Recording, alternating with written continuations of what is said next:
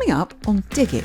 I feel like I haven't been completely honest with what's going on in my life, but I can't, I just can't talk about it. Oh, darling. Sorry, I thought I should do it, but I don't think I can. Oh, no. I got a D, an E and a U in my A-levels. Go, girl. I mean, it's really important that people know that they can fail. If I've ever given my kids a hard time about being on their phones too much, I will hear, Mum, put your phone down. You are such a hypocrite. There I am, doom scrolling. All of that right after this.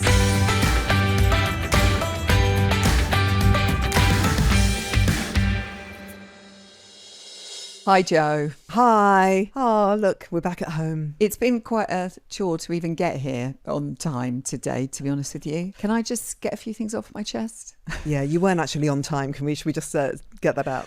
I was very late today because I didn't sleep very well last night because I foolishly agreed to let my Nell have a last hurrah before going back to school on Thursday. But I will bring this up again in a few weeks' time because this will not be the last hurrah. There will be, oh, but Mum, we really need a last hurrah. She doesn't even call it that, by the way. She calls it a gathering. So Nell goes back to school on Thursday into GCSE year 11. Big deal. Apparently she's locking it in. We've mentioned this before. But last night I allowed her to have, I think it's about 12 lads and lasses. That's quite big. It's quite, yeah. So she said to me, I'm having a gathering, just a few people. I'm like, hang on a minute, that is a party. That's more than a gathering. What time did it stop? I was at music off at 11, but there was a lot of turn the bass down. Because either side, we've got people living in either side, and there's flats and there's houses. Like that bass is coming through 2 floors. So God knows what it's doing to my lovely neighbours. And it's a work night because people are going back to work. Yeah. But they kept turning it down. There was a bit of back-to-back DJing going on, I believe. Some really good tunes as well. I'm like, oh, I love this one. Did you at some point think, maybe I'll go and join them? And then you were like, no, because I know the reaction I'm going to get if I walk down there. Can you even imagine? But they're very cute because they'd appear at the door now and again. Hi, Zoe, what are you watching? It's like, just go back to your party. No, I love it when they do that. They're so gorgeous. They are so gorgeous. And do you know what?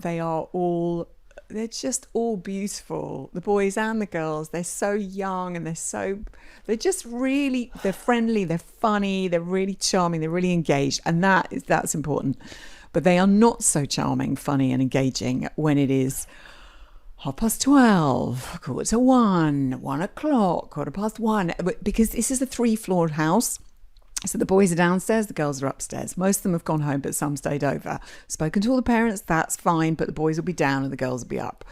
And they were up and down, doors banging. I'm like, is someone being ill?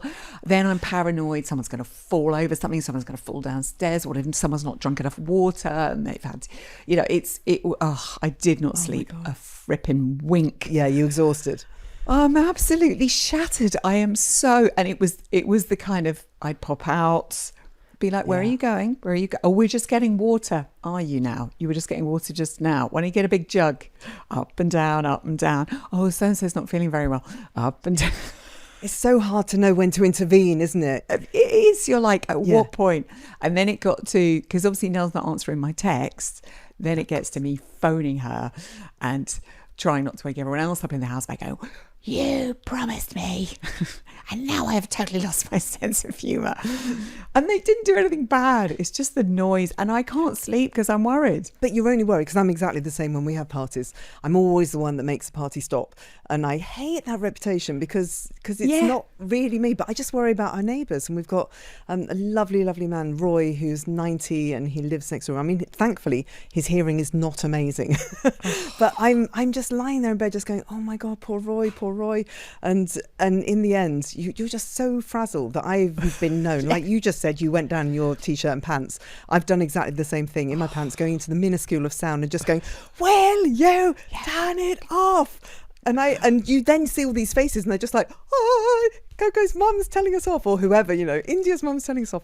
And I don't want to be that person, but it's not even that I can't sleep. I just worry about all the people around me. This is the thing. We are worried. We are natural worriers. Yeah, we are mothers who worry. People.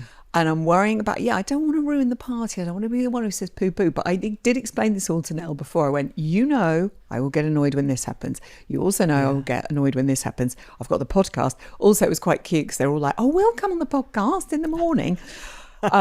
They were still heard talking at 5 because I did eventually get to sleep. And when my mate went out to the gym this morning, it's like, they were still talking at 5. So they're not going to make it because they're not going to be awake till possibly noon. So they're still 1. in the building. They're still in the There are people still in the building. Do you know what? It doesn't smell too bad. I've checked the bathrooms. I've checked the gardens. There's quite a lot of debris out in the garden. How is the garden? Because that's my other paranoia, that I'm just always like, oh God, has somebody fallen over into the hydrangeas and crushed them? And what state is it going to be in? We have become those people. I'm like, if my bee blossom is flattened, if they flattened the one surviving hydrangea, no, the garden doesn't look too bad at all. Bless them. No vomit in the geraniums. I will report back later if there's because there's usually a football. There's usually sort of human remain. No, there's not human remains. I really hope not. If you're loving Dig It, make sure you hit the follow on Apple or Spotify. It means that you will not miss an episode. They'll download to your phone as soon as they're out. Hey, listen, since I last spoke to you, there have been GCSE results in your household. Is everybody happy? Everyone's fine. Yay. It's good. It's okay. Oh, I'm so pleased. We were away and the results came through. So Coco was doing everything remotely, and all her friends were as well. And they all ended up going to Reading and she did not, because I said we had to go on holiday. And so I've been racked with guilt about that because they all went. And it's just it's really horrible. It's really horrible. Anyway, the results came out and they were fine. The best thing about it was that she passed maths and she won't have to retake maths. And that was hugely significant. And it was just a major relief. She did really well in art because she's an artist. And so that's all that I really cared about. Yeah. I read something the other day after the results. I think it was Lorraine Candy posted. And it was in praise of being average, and I was like, yes, because that's all I've ever been. I've only ever been average. Yes. And that's what my kids do, because we're not kind of the brains of Britain or anything like that, but all that I cared about was that she worked really hard, and she worked really, really hard, and she got great results. They weren't 9s, but they were good results. And you start seeing all this stuff on social media and in the papers, and it's everybody talking about having A stars or 9s or 8s, and you start going, oh my God, should I have done some like intense coaching or something like that? But actually, the most important thing is that you get the results that allow you to do what you need to do for the next stage of your life. And as we said to Coco, following on from that day, which was really emotional, because you get the dread and the fear, and then the results come through and it's this massive adrenaline rush, and then you crash afterwards. I think you really do crash. Totally. And so then all the emotions flood in. And I said to her, no one's going to ask you what you got in your results after this day. It's done. That's out of the way. You're staying on the 6th form. You're going to go and study art. You're going to art college. Hopefully you'll do whatever it is. And then I don't care what you do. I just want you to be happy, really. But it's quite an intense day. It really is. And I look at my family, because I don't know what you were like at school. I was below average, I look now and think, hang on, I'm smart. There is a brain in there. I am not academic. I couldn't do maths and sciences. I found writing huge bodies of work really tough.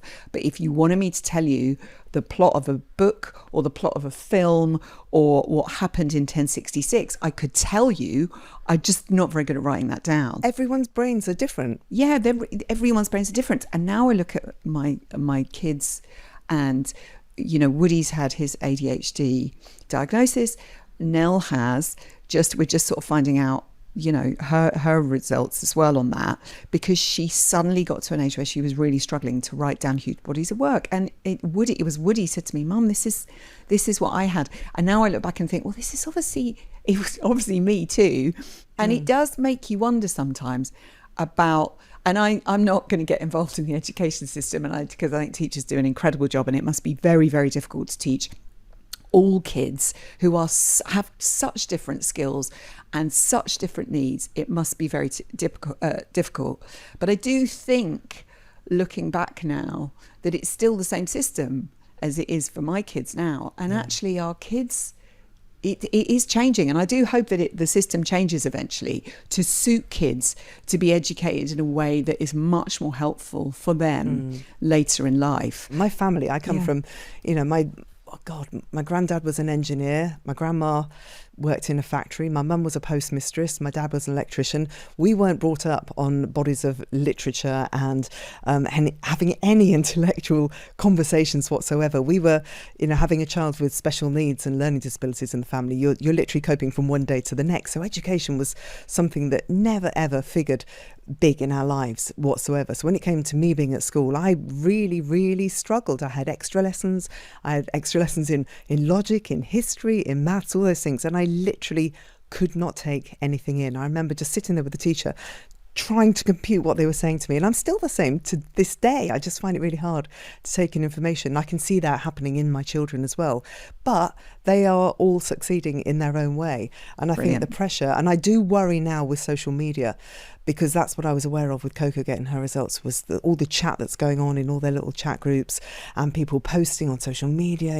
It's amazing if you can get 9s and if you can get 8s, and if you do have an incredible success at GCSEs or A-levels, then of course shout about it. And if you're a proud parent, of course it's right to be proud about your parents, but it also does put a lot of pressure on those other people who aren't of the same standard, the same level. We need to celebrate everybody for what their abilities are and what they achieve. Absolutely. Oh God, I've got 2 dogs here now who want to get involved in the conversation. Get them in. They might appear on camera, depends how up for it they Hello. are. Okay, I've got Django here. Let's talk about our exams, because you just said that you were below average. I was so below average. I don't know if I got 5 GCSEs. I probably did, because I had to stay on at school.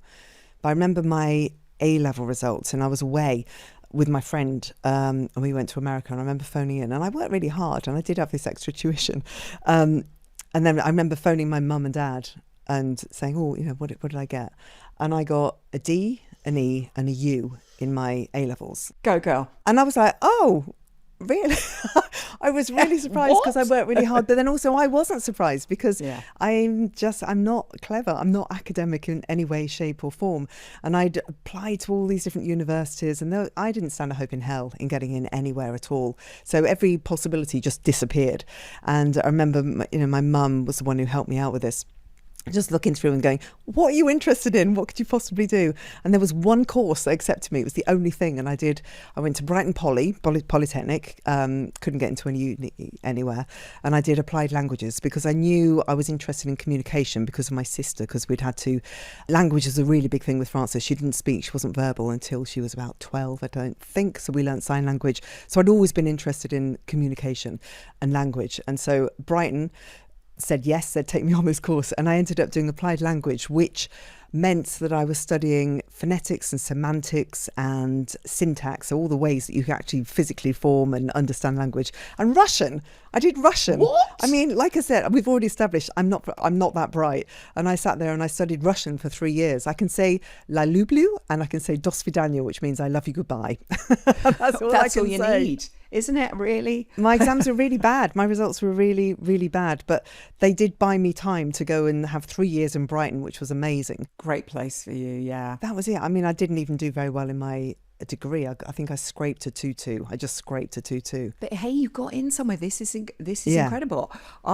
Luckily, my parents were away when my A-level results came in, because I went to convent school, did sort of very, very below average on GCSEs, and then went to art college to do journalism. And then suddenly there were boys. I'd been in an all-girls school. It's like, there's boys, there's music, there's so much to discover. I don't know which tribe I'm in, la la la. And so I did absolutely zero work whatsoever. And I weirdly, I did English language A-level with phonetics and all that stuff. I had an amazing teacher called Barbara Brown, and a very cool teacher called Ian and Jerry. You called them by their first names. But I didn't really do any work. So when my results came in, there were, I think it was D's, E's, and I think there was some kind of U. I got a city in Guilds. There was a great Super Furry Animals song. I got a city in Guilds. I got a city in Guilds. Which, so I managed to, it was like, where can I go? Anywhere. I went to City Poly. Again, no way I was going to get into university. And the only thing I could get on was a combined studies course. And I did journalism, geology, and computer science. And I, for 6 weeks, had discovered after 6 weeks that I had been going to completely the wrong lecture for the computer that I was like, why does you're not teaching me anything that's helping me. And I was learning a completely different system because I was in the wrong class, and I was with a load of second year geology students who were fascinating, and I loved them. They were quite fascinating people, and they had like collection of hammers, so you could go and look at your artifacts when you went looking for fossils or rocks and stuff like that. But I was like, what am I doing here? See, I would never have had you down as a geology or computer science girl. No, but it's all I could do. You know how we've always said there are similarities. I mean, I had no idea until this second what you got in your results and what your educational path was, but really, really similar. Just kind of a little bit clueless. I mean, really, totally clueless. Not having any guidance and just going, what the hell? Who would take me? How can I? What do I do for the rest of my life? I don't know about you, but I didn't know what I was going to do at any point. I didn't know what I was going to do until I finished my degree, really. And even when I got to the point when I finished my degree, there were other people who were going off to be linguists or, work in the field. And I just didn't know. All I knew was that I liked music. And I had this one lecturer, Mike Ryder, his name was, and I remember going to having a career chat with him, and he said, well, what do you like? And I went, I mean, I just like music. And he went, well, I know there's a radio station, and it was Radio Sussex. He said, and there's a show on a Sunday night, and why don't you just contact them and see if you can go down and get involved with them if you like music that much? And I did. I wrote to Radio Sussex, and they had a show called Turn It Up, which went out on a Sunday night. It was an hour and a half, and it was people who just love music sitting there for an hour and a half, just playing songs that they liked, interviewing bands who came into the area. And they let me go along and get involved with the show. And it was at that point, going along and watching them do that programme, and I was like, yeah, this is it. I just literally felt my heart go ping, just like, these are my people. I never found them at school. I always felt different to everybody else at school. I always felt different to everybody else when I was at Poly. I never felt anyone like who was a kindred spirit. I had really good friends, but no one who was kind of wanted to do the same kind of thing as me. And just seeing those people making radio, I was like, this can be a job? Seriously? Okay, how do I do it? What do I do? What do I need to do to get there? And that was my first moment of thinking and investigating how I could be on the radio. And that's how I ended up doing radio journalism. I went to City University in the end, and I did a year there. And I actually managed to fail that course as well. So I failed pretty much everything throughout my entire education. Yes. And I failed it because we were doing different kind of elements of the course, and you could go out there and you could be a news journalist, you could be a reporter, you could do documentaries, and all I ever did was sit in the studio and I'd mix records and I'd play records, and that's all I do. Every documentary I ever put together, it was all about music, and I was just obsessed with it. And I had this arts teacher. He was my lecturer, and he was called David Roper, and he worked in the industry. He was already there. He was on TV doing arts broadcasting himself, and he was so hardcore. And I used to hand in my documentaries, and he'd be like, "No, rubbish. No, it's not good enough." And I really, really struggle with deadlines. Like all my life, I've struggled with deadlines, and I used to miss deadlines constantly. And we got to the end of my course, and I actually got some experience at Radio 4, and that's how I began working for the BBC. I was working on something called the Radio 4 Generation. I got some research stuff there, so I was working with them, and I just missed my deadline. Instead of dear David Roper, who, by the way, is now one of my best friends, who actually was my kind of best man at my wedding, he just went, wow. No, fail, just wrote a big fail across my course because I missed his deadline. So I never actually did get my postgrad diploma because of David, but he is now one of my best friends. And the reason he was so great is because he taught me like it was a real world. So he was like, if you miss this deadline, your piece ain't going out on the radio. This is not getting printed. And it was the best thing he could ever possibly have done for me. But that course is how I got into broadcasting, because I got a job as a researcher, and then one thing leads to another, and that's how I got there. I'm really impressed. You did an extra 4 years in education. It's important that people know that you can fail. It is important people know this stuff, because I dropped out of City Poly when I realised that I was not a geologist, and I had no idea what I was doing with computer science. I had zero interest, and even the journalism stuff wasn't really that interesting. And I thought, I just need to go to work. I just want to work. and eventually got a job as a runner up in Manchester. Running in television was, you're just the dog's body. You made the tea, but you learnt fast. And I worked with so many wonderful people who I am still have so much love for, because I was so naive. I was not worldly. You know, I'd been to convent school for a long time. I'd lived in a sleepy little village in Buckinghamshire. I hadn't seen a lot of the world at all, and I didn't know a lot about life. Apart from everything that I'd sort of been surrounded by, and suddenly to be in the big wide world. And I remember there'd be quite a few, oh Zoe, bless her, you know, and they'd all take me under their wing, and people would home me and feed me and things like that. But I learnt fast. And Granada Television, to be a runner at Granada Television, and this was a time when I might have mentioned it before, Russell T Davies was writing children's ward. They were making Brideshead Revisited. They made all the amazing Sherlock. I would walk down the corridors and I'd see Rita from Coronation Street. So my nan was like, she's made it. She's seen Rita from Coronation Street, you know. It was a very exciting place to be. And I worked on kids shows, and they were made for B Sky B, and I don't think anyone ever really watched them, but I got to watch for B Sky B. You do have B Sky B? Yes, of course. There we go. And it was a show presented by Michaela Strachan. She was fantastic on it.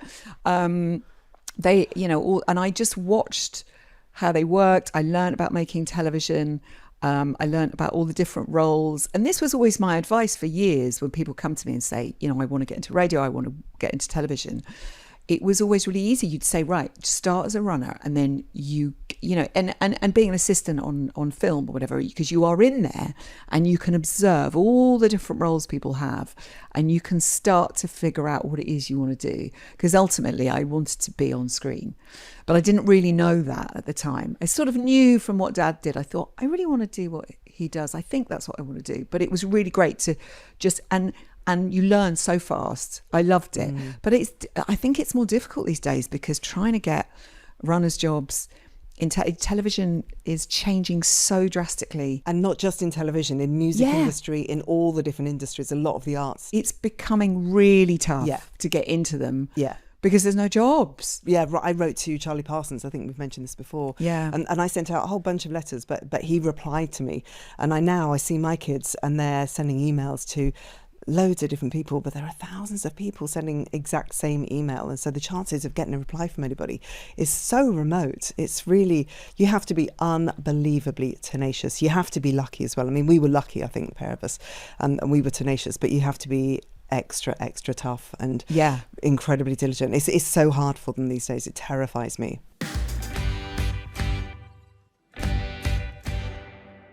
We're going to take a quick break for some ads. Don't forget, if you're enjoying the podcast, you can become a subscriber to The Potting Shed. You'll get longer episodes, bonus content, and access to our members' chat room where we can share tips. Also, you get early access to those live shows when they happen. But most importantly, you'll be supporting the show. To subscribe, head to digitpod.co.uk or tap the link in the show notes. This episode of Dig It is sponsored by Ancient and Brave. Joe, I've added another step to my skincare routine. Can you guess what it is? Are you back doing gua sha? It's much easier than that. I've started using Ancient and Brave's Wild Collagen, and it's become a new obsession. Their marine collagen powder is sustainably sourced from MSC certified wild caught fish and supports the elasticity and strength of skin, hair, nails, joints and bones. And it's so easy. It's tasteless, dissolves in anything. It's just part of my morning now. Plus, they're proud members of 1% for the Planet, meaning that 1% of all their sales, which they've now increased to 2%, goes directly to environmental causes that protect our planet. So it's not just a treat for you, it's a treat for the planet too. Go to ancientandbrave.earth/planet and use our code DIGIT for 20% off your first one-off purchase. That's code DIGIT at ancientandbrave.earth/planet.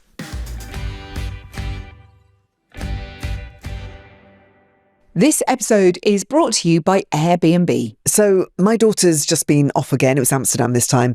And you know what it's like? The house is always so quiet when the kids disappear, when they're away. Oh, totally. Woody's the same, always off on adventures with his mates. And I love that for him. But it's strange how quickly the house can go from chaos to total silence. I know. It's also made me think, actually, there must be quite a lot of spare bedrooms out there. I bet there is. And people could put them to good use by hosting on Airbnb. A lot of people think you have to host your whole place. Well, some people host their spare room now and again. Yeah, I mean, it's really flexible, and also it can work to your schedule. You can choose to host when it suits you and pick up a bit of extra money along the way to put towards a trip of your own. I never say no to a trip away. Your home might be worth more than you think. Find out how much at airbnb.co.uk/host.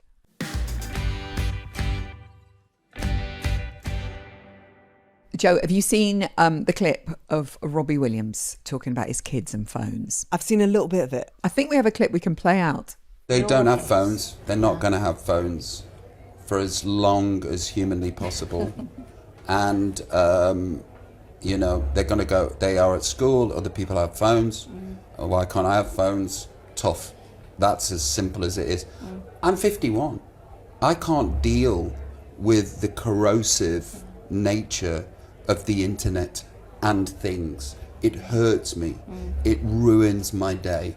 How can I give this drug to a 12-year-old? How can I give this drug to a 7-year-old? It's abuse. Wow, God. He's obviously coming from a place of deep hurt, isn't he? And experience that he's had himself. They're strong, strong words. And I can see exactly where he's coming from. I really can. He's experienced a lot. He's had a lot of hurt going on. It's well documented. I find it quite difficult. I think it's like the genie is out of the bottle, because with Coco, I guess I judge everything with Coco, who's 16 now, because all my other kids, they just evolved. Like, phones came along and it just was part of the evolution. You got a phone and that was it. And it's only been with Coco that I've had to think about it a little bit harder and think, well, is it damaging? Is it harmful to her?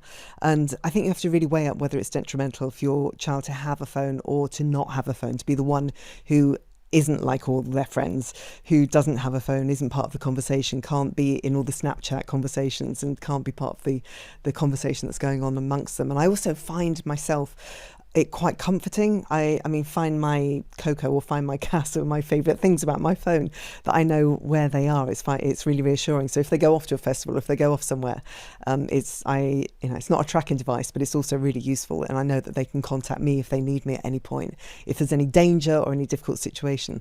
So I can hear where Robbie's coming from. I do understand, and I do worry about the addictive nature of it. But also, I would not have been able to not give my kids phones. It just would not. It just couldn't have happened. I mean, I've had conversations with Coco about it. We just could not have done that. I don't know what your history has been with your kids and how they've chatted with their friends. Well, with Woody, it evolved. They would talk on Club Penguin. That's where it started. So they chat on Club Penguin, and then they chat on Minecraft. And I remember always talking to their older cousins. Is this, he's really into computer games. He, gets aggressive when you take it away, da, da, da, da, da. But his older cousin would always be like, don't worry about the computer bit, because what's coming beyond is then going to be, parties and booze and da, da, da, da, da, and everything else that goes with it. So, and the older cousins were right. It was a phase and it went through, but it's how they communicated. And I guess that was Woody's Snapchat, Club Penguin. And, because he just talked to his mates on it. Can I just say, Cass got banned from Club Penguin. Woody was always being banned. He got banned for a month for saying shit. That's it. It would always be something involving excrement, some kind of chat, and it's so cute when you think about it, because actually they're just like, I'm one of the boys, la la la la. But that's how innocent it was. Isn't that wonderful? And things have come on leaps and bounds. And Woody would always be like, hang on a minute, she's got a phone. I didn't have a phone until this age. And I'm like, yes, darling, but the things have changed. I don't know what age Nell got a phone. I can't honestly remember. No. I remember suddenly being very aware that I could, because I don't understand what Snapchat and all the other platforms, having to ask older friends or friends with kids at age going, how do I check what she's looking at? Woody would check in with me and say, Mum, she's dancing to a video with very explicit lyrics. And that's up, and you need to tell her to take that down. And I'd be like, right, thanks, Woo. Can you just check your sister's phone? Can you just... because I couldn't understand. So, you know, and there were lots of conversations about you need to be safe. People who say they're certain people are not certain people, da da da da da. But it's how they communicate. And I kept thinking, should I get Snapchat? Should I get it so that I can keep an eye? I was firmly told by both my children and a lot of the young people I work with, no, Zoe, you will not get Snapchat. So it was quite frightening trying to keep her safe on these platforms when you don't know what's in there and what, you know, what's going on. I think you view it as an opportunity to have those conversations with your kids and also to build up trust. And it, you know, I think a 15 or 16-year-old child is quite defensive at the best of times, and the option of having a look at their phone, I mean, it's not an option. I don't know what Nell's like, but I just could not. I know it would be a real invasion of privacy, to be honest with you. So the only option you have is to have a conversation. Just say, look, you know that there are dangers. You know that there is online bullying. You know that you shouldn't have these conversations. You shouldn't be mean to people. You have to not take photographs of your body. And I think that's really healthy to have that chat, have that conversation. I think I'm really lucky because I've got older children as well who, like you with Woody, they've been able to. We've all worked together, I think, to make sure that phones are not dangerous and are not being abused within our family and have not been dangerous to Coco. But it's a minefield. Kind of learn as you go along, right? Yeah, you learn as you go along, and it's like, right, okay, we're at this phase now. And this is where it's great, like you say, having older kids or having friends with older kids. And I just consult, be like, right, we're at this stage. Da, da. People would occasionally message me and say, your Nell's on this platform late at night, and I'd be able to go in and go, phone, sleep, come on. Yeah, you're just trying to keep me safe. I have to say full respect to the school as well, because the school did a lot of really good work on social media with the kids about these things are not acceptable, and these things, you know, you will be suspended or expelled if any of these things happen. So they taught the kids quite young. Yeah, absolutely. Yeah, thank goodness for them. And I know there were kids who were, you know, expelled from school for sharing images or because, you know, it's frightening, a lot of that stuff. So I think we've mainly sort of kept in check. Also, if I've ever given my kids a hard time about being on their phones too much, I will hear, Mum, put your phone down. Like, you are such a hypocrite. Because I'm such a hypocrite, because there I am, doom scrolling. Because it's sort of a hobby. It's sort of, you know, it's how I calm down. I'm like, oh, I'm looking at, you know, menopause products. I'm looking at supplements. Do I need these trousers? Do I need this gadget? The other thing I do, it really annoys me when Nell will have a laptop on, a phone on, and a television. It's like too many things. There's too many noises. One thing. And then I'll be watching a film. I get my phone to look up who's in the film and who made the film and where it was made and da-da-da. And the kids, like, they just pause the film. And I'm like, where's the film pause? And they all look at me. Get off your phone. I'm like, I know, I'm so sorry. I just wanted to see if he's the bloke who made this film. So I'm such a hypocrite. I think I get it more in the neck than any of the kids do. They give me such a hard time about it all completely. You know, if I start to get worried about things or paranoid or, you know, oh, I don't like the way I look. Well, stop looking at other people on Instagram. Stop checking yourself. Yes. Stop doing this. They're really, really, you know, or if I get worried, well, someone said something that wasn't very nice. Why are you reading it, Mum? Why are you doing that? Just delete, you know, just block them or whatever. And I learn so much more from my kids than I think I teach them. I really do. They're so wise and smart and much more savvy than we are in any way, shape or form. You're so right. When did that point happen where suddenly it's like, I'm not teaching you. You are now educating me. Probably dangerously young.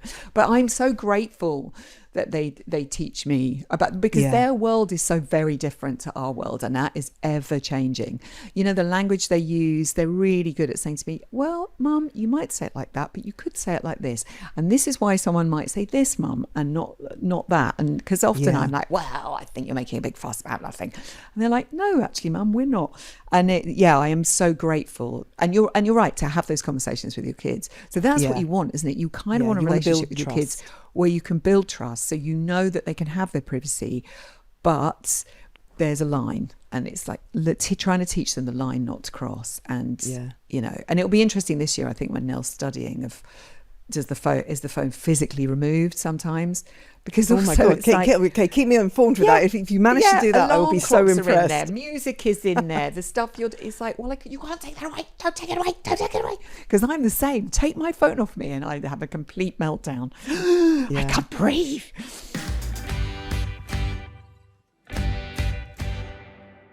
So one of the joys of coming back from a holiday, and also I think one that comes with great trepidation if you're into your gardens, is what's it going to look like when you come back. And also because we've had like the driest, hottest summer, and we went away, for longer than we've been away in years, so for over 2 weeks. So coming back to the garden, we got back, my hydrangeas, Zoe, they're gone. It's so sad, isn't it? But Oh you my leave God. them and they're all Yeah. billowy and beautiful, and you get back and they are brown They're and sad scorched. and hanging Yeah. over. And I have a terrible hydrangea guilt. Yeah, I think this summer in particular, I mean, yesterday I went over to my mum's and I was driving there and feeling sick. We've also got loads of copper birch hedging, which I had planted in the summer, and that is just hardly any of that survived. And because you can't water, it's just really difficult. And I've just watched everything get crispier and crispier. And I got back from holiday, so that's not doing very well. And then every part of the border where the hydrangeas were, there's just these like scorched bushes there. And then I went over to my mum's and I was looking at all the trees and the conker trees. Like the conkers seem to be coming out really quickly, but there's so many dead trees along the way, along the country lanes, and made me feel better about my own garden, because it's happened for all of us, like everywhere. It's been so incredibly difficult on a lot of the plants. Yeah, just too stressful. Yeah, I was reading about it. It's the plants have been caused stress Yeah. by the drought, and apparently there's like the branch dropping numbers are up because God, plants yes. will drop their branches, which can be quite dangerous as well. Drop their branches to save energy because they haven't got enough water coming through. And it really struck me, like blackberries came really early this year. I think there was a recording of blackberries coming in June at some point. So but I know it has been I think it's been a record drought, hasn't it? I think there's drought in at least 3 counties, and I've got friends who live down in the countryside, and they were talking, we worry about our gardens. I think it's actually a much more serious situation for farmers, because all the fields where they're growing the crops to feed the animals, those crops are failing, so they've got nothing to feed the animals. They're having to sell their animals. That they farm with those animals. So it's quite a serious situation, and it does make you wonder. And we talk about how we plant and what we plant. How our climate is changing so drastically. And I'm looking at the weather app. I'm obsessed. This morning I went outside and there'd been 4 drops of rain. I was really excited, because also I feel like the weather keeps being wrong at the moment. Of course, like, yeah. And it's promising scary, me. isn't it? So I looked this morning, I'm like, right, tomorrow apparently 40% chance, then it's 45% chance. I'm like, this is not enough percentage for me to guarantee that there's going to be rain, because we need it. The British Isles needs rain at the moment. So forget the gardens. It's like the farmers need the rain. We all need some rain. So please, my friend Caroline used to do a thing where she'd put on yellow pants. Oh no, that was sun. That's Sorry? the opposite. This has taken a really weird turn. Tell me now. Sorry, I realised that. Weird things with dance going on in your friends and family. My lovely friend Kazza, we'd all have to wear yellow pants and do a sun dance before festivals or weddings. It's the opposite. What are rain Caroline, pants? I'll ring her. Blue? What colour pants do we wear if we want to do a rain dance? So supposedly storms and rain coming this week. I am praying for rain. My water butts are dry. My trees are in trouble. Oh, I know, because we planted Amelanchias at the same time. Yes. And yesterday I literally was walking down the garden with dread in the pit of my stomach, thinking, is it alive? Is it alive? What's it looking like?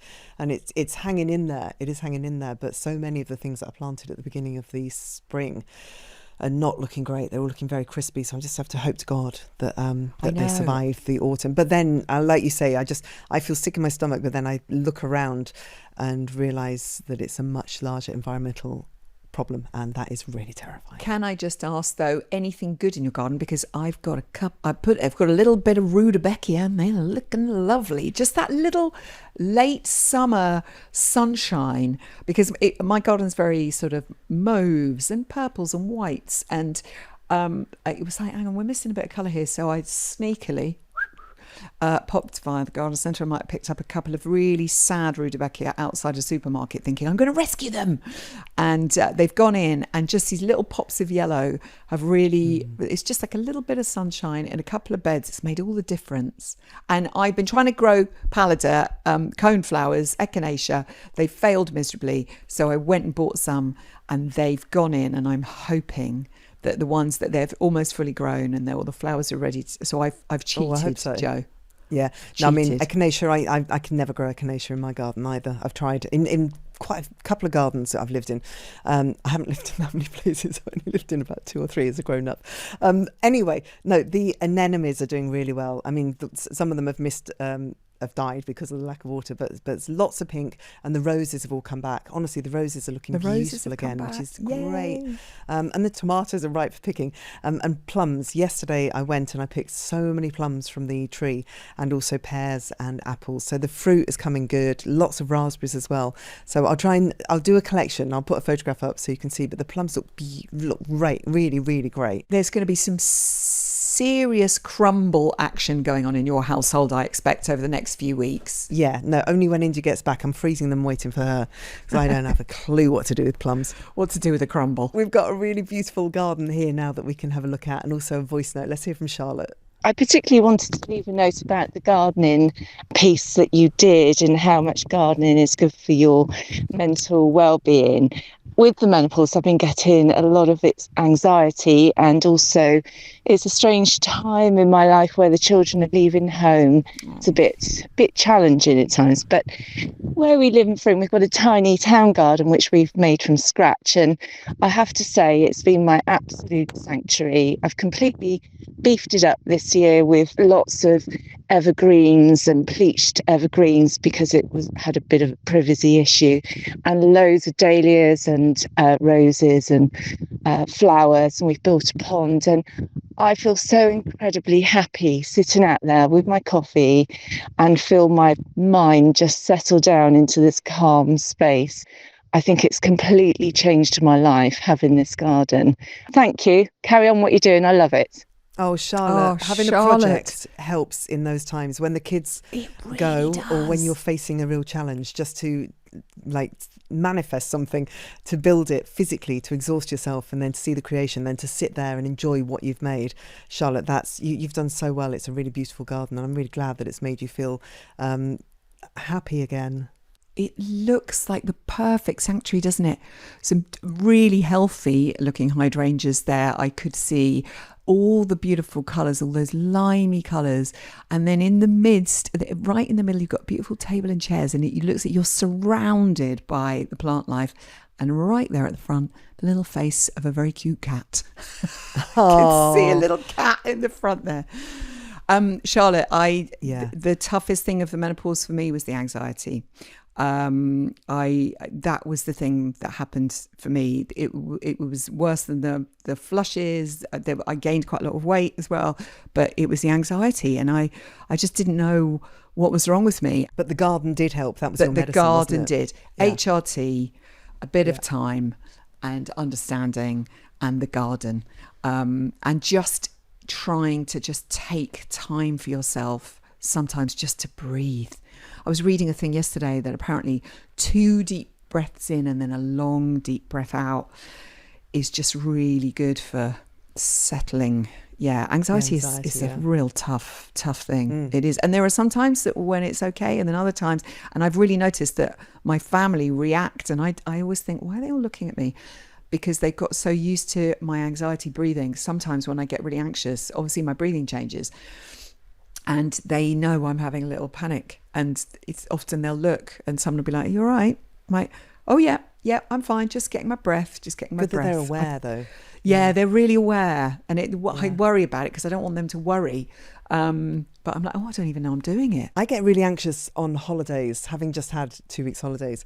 And we went for the first week with the whole gang. So there were 9 of us, as I've mentioned before. But then it reduced down to the 3 of us, to me, Steve and Coco. And in the days leading up to everybody leaving, oh my God, I just felt so out of sorts. And you try and manage it. You're trying to be like, no, we're on holiday. We're all having a really great time. This is so much fun. And then there's that little voice. in the back of your head going, but it's going to end soon, it's going to end soon, it's going to end soon. And then it does end, and you know, my natural inclination is to cry and get really tearful, and then you're like, oh God, I don't want people to see that I'm upset, and you try and mask it, you try and hide it. And then eventually it just builds up and you just like, whoa, it all comes out. And then the days after, when everyone had left and it was just the three of us, there's this kind of like juggling around. And again, the anxiety, I just want everyone to be happy all the time. And so I'm like, is Coco happy? Is Steve happy? How is everybody else when they're back home? And all these messages are flying around on WhatsApp, everyone going, oh, this is rubbish, we're not all together anymore. But there's just constantly in life, I think, you're in different situations and it throws you. It really, really throws you. And that's when I could have done with my garden, Charlotte, I could have done with my garden to retreat to, just to have a couple of hours of mindfulness. And I know that if I'm left to my own devices, I can sort it all out in my head. It's only when I've got other people around me that I think it becomes apparent that I'm really anxious. Crate digging time. Joe, I'm thinking I know what that album is. I've been very excited about this album coming out. It's great. It's a goodie, isn't it? It's from Wolf Alice, and it's called The Clearing. And this is a band who've been around for quite a long time, and they've just evolved into some other extraordinary being, this extraordinary band now. This record is so beautiful. Ellie's voice is like something else. She's transcended and become a different creature. The whole band are playing really well together. The production is amazing. The songs are really varied, and it's been lovely to see the evolution. They've just in a different class to what they were before, and a different class to a lot of other musicians out there at the moment. And they look fantastic. They look like they've got this incredible confidence, and they're really happy. So I would recommend Wolf Alice, The Clearing, as one of the albums of the year. Hopefully it'll be a contender for the Mercury Prize when that eventually comes out, because I think it deserves to be. I love the way Ellie has kind of got such a strong image going on. She reminds me of PJ Harvey a little bit, when a woman grows up and thinks about how the way they want to present themselves and wants to present something really strong and really sexy and be a proper rock star. And I think that is what she's doing, and she looks amazing. And she's so nice. Like, she's really got this lovely confidence that's come through now. I'm just so happy for them, really happy. So what have you got behind you? Where shall I go? Left, right, higher, lower? Go behind the ivy. Is that ivy you've got Behind the there? ivy. Right, what have you got? Oh, hang on, I've done it again. I've pulled out two. So, but the front one is Julian Lennon.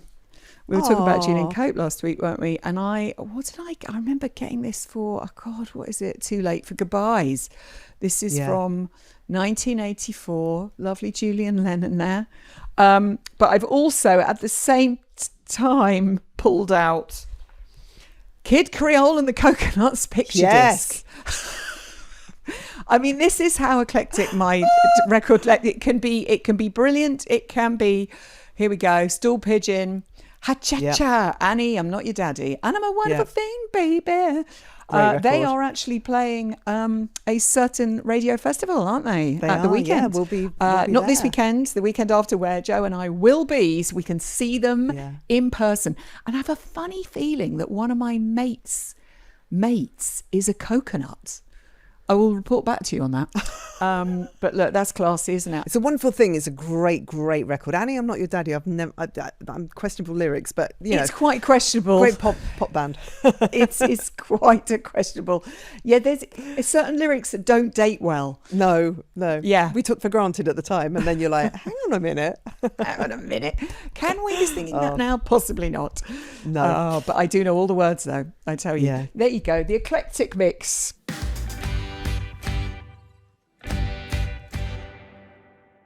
I feel like I haven't been completely honest with what's going on in my life, but I can't. I just can't talk about it. Oh, darling. Sorry, I thought I should do it, but I don't think I can. Oh, no. We had a horrible thing happen yesterday, and oh God, it's really hard to talk about, but I should do, because I think it's actually relatively common. But we came back from holiday, and I went. All the kids were out doing various different things. I went to my mum and dad, and I got a call from Steve in a complete panic. And he had come home, and it sounds ridiculous to say, but he'd ran our cat over. And it's really sad.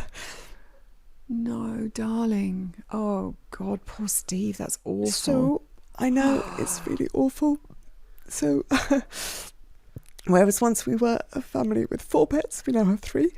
Oh, sweetheart. It was Simba, our cat, who was the old lady of the Yes. family, and I think we've showed pictures of her before, and I've talked about her before.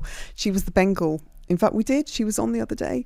She was our Bengal, and she's about 14 years old, and she was really noisy and really, really hungry all the time. So she was a very, always, very yeah, fierce vocal. presence. Yeah. Yeah.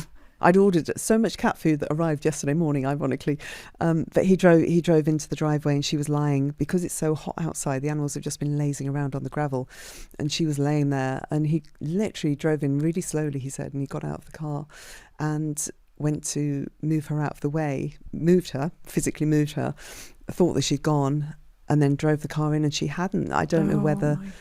we just cannot work out what on earth happened. And he's obviously absolutely distraught. Because in those evenings when he's at home and I'm at work, and he's always said, oh, she's my girlfriend, and she used to come, and we'd joke about she was the only person whose lap he'd sit on. She wouldn't sit on anyone else's lap, she'd just go to him. So he's in a world of pain. We had to spend the whole day yesterday, because none of the kids were at home, thank God, when it happened. Yeah. He had to deal with that with our lovely friend Andrew, the vet, who came along and put her out of her misery. And then we just had to wait and just tell the kids, and that's the worst thing in the world, having to work out the words to say, knowing, like going to pick up Coco, she's had an amazing day with her friends, knowing you've got this awful news that you've got to tell her to make everything come crashing down, and doing that. And then Cass, who loves animals so much. So it's been horrid. Oh God! Do you know what? I can't believe it's another day. Like been so gorgeous this morning and professional. Would never have known anything has happened. I thought I could do you. it, and then I went outside, and Coco was just sobbing, and I just thought it was important, because this is all about reflecting our lives, and it's not all happy, sunny, smiley stuff. Real things happen, and that was yesterday. Oh, it's freaking devastating, Lizzie. And like you say, there's no easy way to tell the kids. They're going to be devastated. Yeah. And India's on holiday. Do I tell her why she's on holiday? And ultimately we did, and then you're like, oh, was that the right thing to do? I don't know. Oh, bless you all. Big hugs around all of you. Thank you. And especially for Disco Steve. I hope he's all right. Goodness. He's okay. I mean, I testament to my kids that they were upset about Simba, but they were more worried about Dad. Yeah. Give him sending you loads of love. Okay. Love you.